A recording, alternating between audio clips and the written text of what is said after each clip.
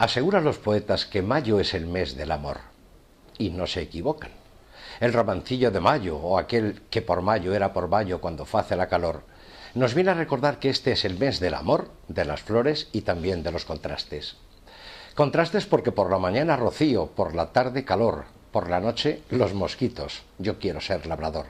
San Isidro se está celebrando, estos días se viven ferias y fiestas.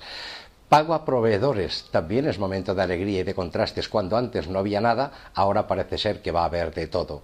Y es un mes para el amor o para el desamor. Para dramas, los de los griegos, con el dragma al que quieren volver. Y para desamor, dicen que de los reyes de España. Sea como fuere, mayo siempre es mes de contrastes. Del 15M del año pasado al nada por aquí, nada por allá de este 2012. ¿Qué pasará el año que viene? Quizá ni brotes ni verdes, o a lo mejor ni siquiera hay mayo. Salud y suerte.